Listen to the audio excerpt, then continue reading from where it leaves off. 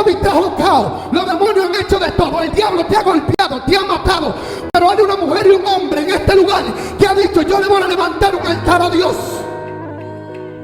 No importa cuál sea el tipo de dificultad el cual tú estés viviendo, no importa cuál sea la dificultad en cual estés pasando. Hay mucha escasez, no hay comida en tu casa, no hay dinero para pagar la renta, no hay dinero para pagar el vehículo, para pagar el seguro, pero no importa, eso no puede determinar que tú no le dejes de levantar un altar a Dios, porque tu vida no depende del dinero que tú consigues en la calle, tu vida depende de la presencia de Jehová. Y donde hay un altar, hay presencia, donde hay un altar, al poder, tener un altar a la abundancia.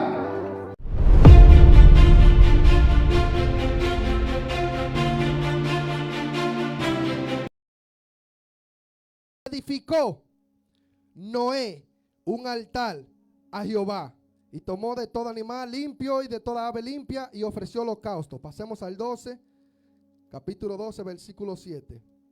Dice así: y apareció Jehová a Abraham. Escucha lo que le hizo Abraham. Y le dijo: a tu descendencia daré esta tierra. Y edificó allí un altar a Jehová. Tópele que está a su lado y dígale: hoy le vamos a levantar un altar a Dios. Tópele en serio y dígale: lo que estás pasando es necesario para que puedas levantarle un altar al Dios Todopoderoso. Dile: la dificultad que estás viviendo es necesaria para que le levantes un altar a Dios. Padre, te damos gracias, te bendecimos, te glorificamos, te exaltamos, Señor. Padre, que seas tú hablándonos en este día, Señor. Toma dominio y control de la palabra. Tu siervo, Señor, es un estúpido, para así decirlo. No tiene muchas palabras en su mente ahora mismo, pero tú, Señor, serás que nos guiarás y que nos edificarás en este día. Tome asiento, por favor. Permítame unos 5 minutos en los cuales voy a dar un fundamento y voy a traer un rema de la palabra de Dios. Todos conocemos a Abraham. Abraham fue un hombre que Dios lo llamó y le dijo: sal de tu tierra y de tu parentela y vete a la tierra que yo te mostraré. Todos conocemos que Abraham empezó a caminar conforme a la voluntad de Dios. Abraham escuchó aquella voz que le dijo: sal de tu tierra y sal de tu parentela y vete a la tierra que yo te mostraré. Este hombre, conforme a la voluntad de Dios, empezó a caminar y a hacer los mandatos de Dios. Pero antes de Abraham hay una ciudad, hay un pueblo que está pasando por un tipo de proceso, hay un pueblo que está pasando por una dificultad. Y es que en el capítulo 6 de Génesis podemos ver cuando Dios hace referencia de Noé y le dice que Noé encontró gracia ante los ojos de Dios.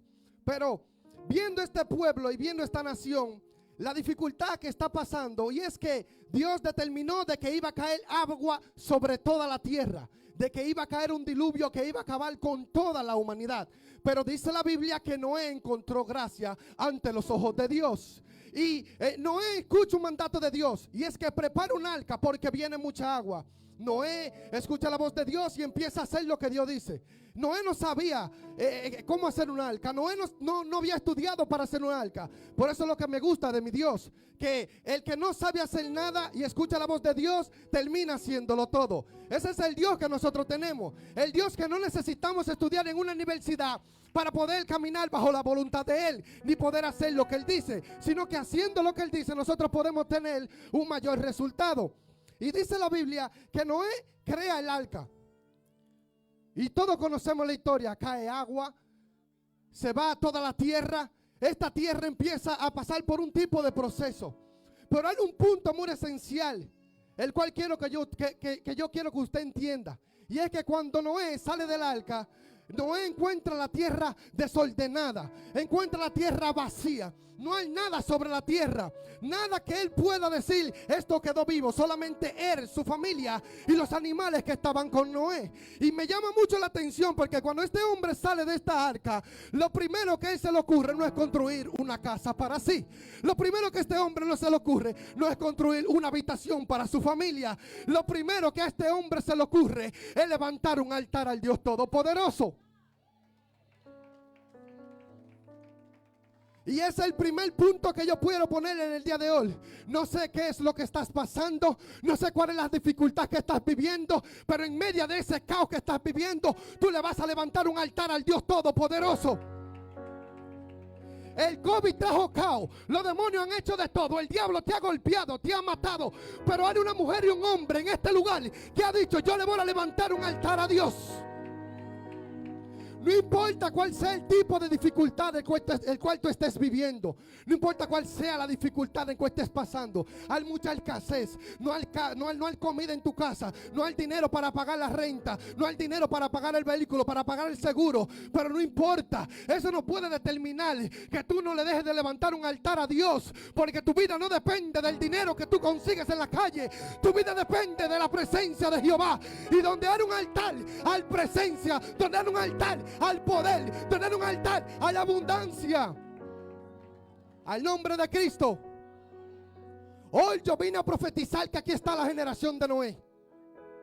La generación que después del caos levanta altar.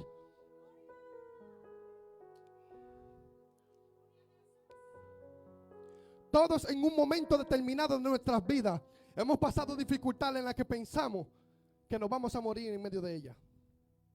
Todos en nuestras vidas hemos pasado dificultades en nuestras vidas que pensamos que nos vamos a morir en medio del desierto.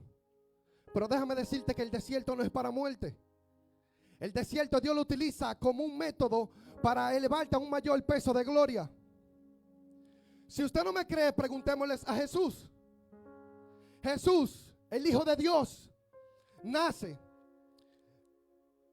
El faraón decide levantar un edicto para matar a todos los hijos.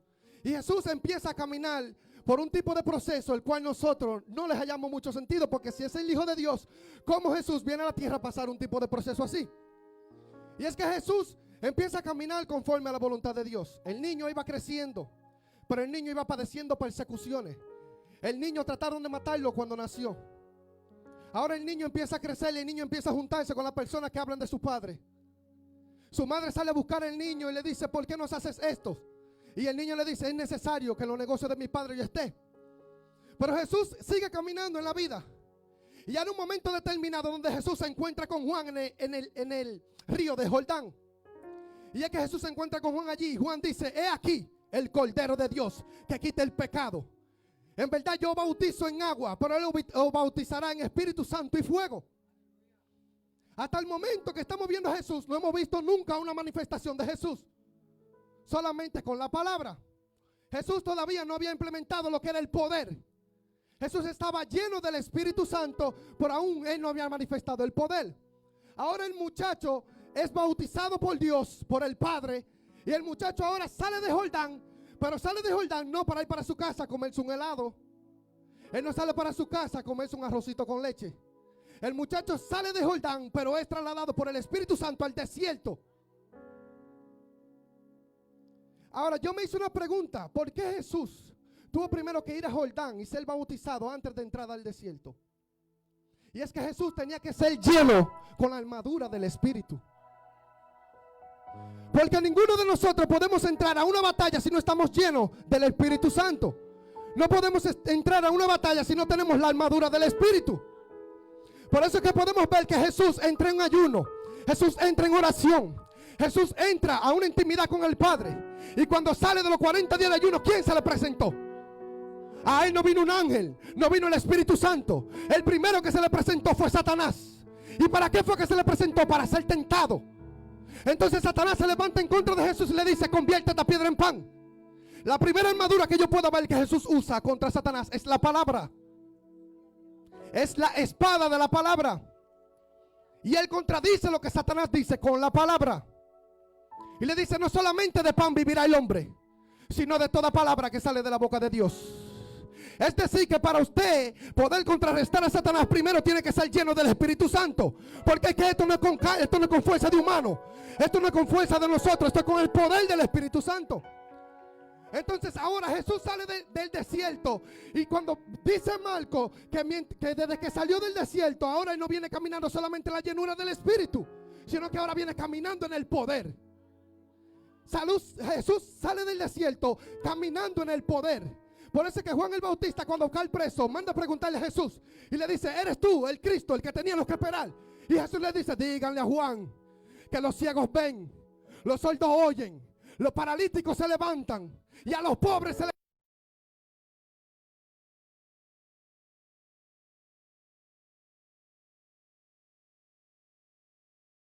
que está bien estudiar, está bien indagar en las cosas profundas de Dios, pero sin poder no se puede predicar este evangelio. Apocalipsis dice que el espíritu de la profecía es el testimonio de Jesús. Sin ese espíritu no se puede dar testimonio de Jesús. Sin el poder no estamos dando testimonio de Jesús. ¿Por qué razón? Porque el reino se constituye en poder. El reino de Dios se constituye en un poder. El reino de Dios no solo es palabrería. No solo es decir que yo soy cristiano. Busca a Dios para que Dios manifieste sus señales detrás de ti. Porque según la Biblia, Él nos entregó dones. Nos entregó cosas las cuales tenemos que utilizar. Nos entregó cosas por las cuales nosotros tenemos que velar. Y la Biblia dice que si no creen por lo que usted dice, van a creer por las señales. Si no hay señal y no hay palabra, entonces ¿qué estamos haciendo nosotros? ¿Qué estamos haciendo? ¿Qué es lo que estamos predicando? ¿Cuál es el Dios que predicamos? El mismo Dios que predicaban los filisteos. El mismo Dios que predicaban los profetas de Baal. Hay una diferencia. Los profetas de Baal se levantan y dicen que Elías no es el profeta de Dios, que Baal es el Dios verdadero. Pero Elías se levanta y le dice: levanten un altar y vamos a matar 2 becerros. El Dios que haga la señal, el Dios que dé la señal es el Dios verdadero. Quiere decir que si usted está predicando un verdadero evangelio, tiene que haber una señal en usted. Y no tan solamente estoy hablando de levantar paralíticos, de levantar muertos, de darle vista a los ciegos. Tiene que haber un cambio en usted, desde adentro hacia afuera y desde afuera hacia adentro. Tiene que haber una señal de parte de Dios tiene que perseguirnos. Si no hay una señal de que nosotros somos verdaderos cristianos, entonces ¿de qué vale? ¿De qué vale? ¿De qué vale que predicamos el evangelio? ¿De qué vale decir que Cristo tiene poder? ¿De qué vale decir que la sangre de Cristo cubre mi casa? Si no estamos viendo el poder de Dios sobre nuestras vidas. El poder de Dios nos capacita. El poder de Dios nos transforma. El poder de Dios nos guía. La presencia del Señor es la que nos direcciona. Y por eso yo vine a decirle a alguien hoy: no importa cuál sea la batalla que estás peleando, los demonios te han atacado, el diablo ha hecho de todo, pero vamos a levantar altar a Dios. Un día el arca de Dios estaba siendo trasladada hacia un lugar determinado. Y resulta que una persona sin querer tocó el arca y murió en aquel momento. Y por este tipo de situación, el rey David decide mandar el arca hacia otro lugar. Y esa es la casa de Gedeón. Cuando el arca entra a la casa de Gedeón, que el arca representa la presencia y la presencia representa altar. El arca entra a la casa de Gedeón. Y Gedeón era un hombre que estaba pasando por un tipo de dificultad porque no había nada en este lugar. Este lugar estaba pasando por escasez. Porque donde no hay presencia, hay escasez. Donde no hay presencia, no hay dirección. Donde no hay presencia, nada puede fructificar. Entonces este hombre recibe el arca de Dios con gusto. Entonces ahora se acercan las personas que están cerca de él, pastor, y le dicen: mira hacia afuera, los viñedos están repletos, los becerros están multiplicados. Y él dice: no me moveré, aquí yo me quedaré. En su presencia tenemos plenitud de gozo. Es su presencia la que hace que nosotros rebeldezcamos. Es su presencia la que nos capacita, amado. Si su presencia no somos nada. Adán fue creado para representar a Dios sobre la tierra. Pero este hombre cometió un error y fue de salir de su presencia. Porque cuando Dios se acerca a él y le dice: no comas de este árbol porque vas a morir, no le estaba diciendo a su carne. Estaba hablando a su espíritu. Porque Dios no nos habla a nuestra carne. Por eso usted no puede descender del espíritu a decirle algo a alguien en la carne, porque no lo va a entender.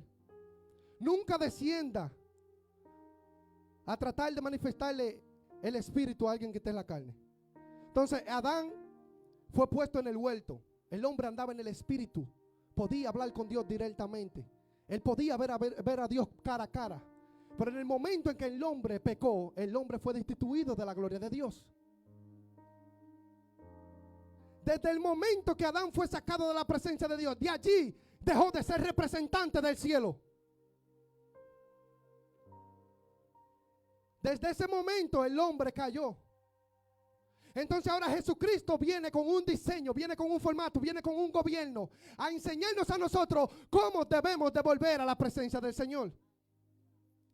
Jesucristo toma su cuerpo, lo lleva a la cruz, lo lleva a la persecución, lo lleva en la madrugada. Jesucristo lo llevaba a la oración, dándonos el camino a nosotros de cómo podíamos entrar a la presencia del Señor nuevamente. Y la única manera de entrar en la presencia del Señor es levantando altares. Levantando altares. Satanás no le tiene miedo a una persona que se queda viendo Netflix, ni a una persona que pasa su tiempo viendo películas, ni en el teléfono. Satanás le tiene miedo a una persona que tiene altar en su casa. Si usted tiene altar, usted es una amenaza para el infierno. Usted puede quitarle las almas de la mano al infierno. Y por eso necesitamos altares en estos tiempos. Una vez escuché una palabra y fue que un hombre dijo: edificando en el futuro con el fundamento del ayer. Muchas personas se han acomodado a las cosas del futuro porque han recibido bendiciones y se han olvidado del ayer. ¿Por qué tipo de razón esa persona consiguió la bendición de hoy en el ayer? ¿Usted no se ha puesto a pensar? Conseguimos la bendición, conseguimos lo que oramos y dejamos de orar. Conseguimos lo que pedimos y dejamos de buscar a Dios. Consiga lo que usted quiera, amado. Construya su futuro, pero con el fundamento del ayer. No me quite la oración del templo. No me quite el ayuno. No me quite la santidad del templo. Consiga lo que usted quiera. Trabaje. Tenga una mansión, tenga carro, tenga familia, tenga casa. Tenga lo que usted quiera, pero no me quite la oración. Porque sin la oración no tenemos vida. Sin la oración no hay comunión. Sin la oración no hay altar. Necesitamos levantarle altar al Dios Todopoderoso. No importa cuál sea el tipo de persecución el que usted esté viviendo, levante el altar a Dios y verá cómo las cosas cambian.